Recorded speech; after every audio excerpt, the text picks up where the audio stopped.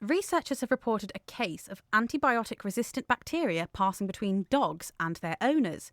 And these bacteria aren't just resistant to any antibiotic, they're resistant to colistin, an antibiotic of last resort that we usually use when all other treatments have failed.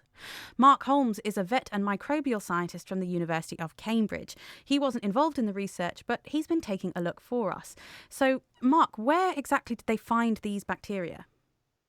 So these researchers investigating potential transmission looked at 80 households in Portugal, and they found in about 8% of the pets, they looked at cats and dogs, and in about 3% of the people, when they grew the bacteria from feces samples, they identified bacteria that had this resistance. 8% seems like quite a high number.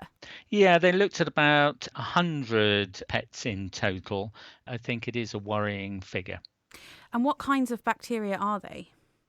So they're a type of bacteria that you commonly find in most mammals' guts. So E. coli or Escherichia coli. There are strains that are only found in particular host species, but there are many examples of this species of bacteria that we know can jump relatively easily between people and animals.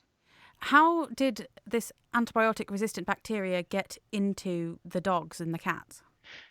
Yeah, and it's interesting this because colistin is not an antibiotic that would have been used on cats and dogs, either in Portugal or in the UK.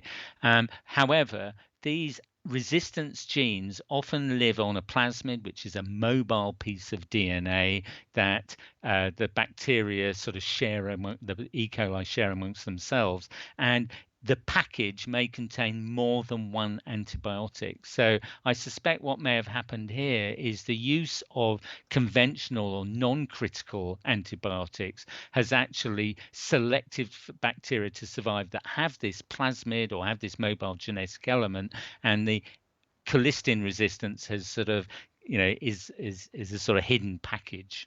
And how might that bacteria have spread between humans and their pets?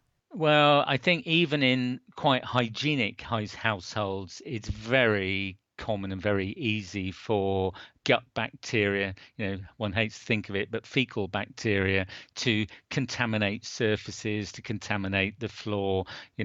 We may talk about if it's only on the ground for a second or two, 3 second rule, you can eat it. But anything that comes into contact indirectly with dog feces will be a route by which you could have picked up bacteria from the dog. And the dog can equally pick it up from people ferreting about in your dirty clothes or relatively poor hygiene will accelerate that. But I'll be honest and say that, in my household, I could honestly say that, we never manage 100% hygiene. It's always going to be some transfer of these bacteria between people and their pets. Can they show that it's the same bug that's in a pet and in that human's home? Can they show that link between the two? Yes, so that in this case, they found in two of the households that the dogs and the people had pretty well the same strain of E. coli. You can genome sequence, I don't think they genome sequence, but you can genome sequence the bacteria and show that maybe they have only 3 or 4 base pair differences, which would make you think that they definitely had a very recent common ancestor. So there was effectively a transmission event had occurred. And is the concern that, well, humans might then get this E. coli with this bit of genes in them that makes them resistant to the antibiotic, and then we might have some sort of E. coli epidemic? Or is the concern that that E. coli could then spread that to another bacteria that's really harmful to humans? That is a possible scenario. I mean, a lot of the time, pets have the same MRSA, so methicillin-resistant Staph aureus, as their owners, and vice versa. And in this case, it's an E. coli that is normally a commensal. So Staphylococcus aureus lives on the skin. E. coli typically lives in the gut. The problem comes if you have a wound, or you have you're immunosuppressed, or sometimes just that the bacteria escape from their normal environment into the bloodstream.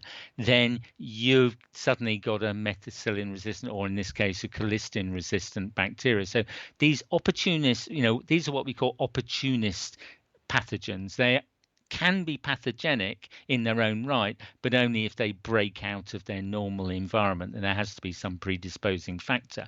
But you're absolutely right. The broader group of bacteria, which includes E. coli, are capable of sharing these mobile genetic elements between species. And we worry that the continued spread of antibiotic resistance means more and more of the pathogens. So something like Klebsiella could easily pick up a Escherichia plasmid and cause disease. Thanks very much, Mark Holmes.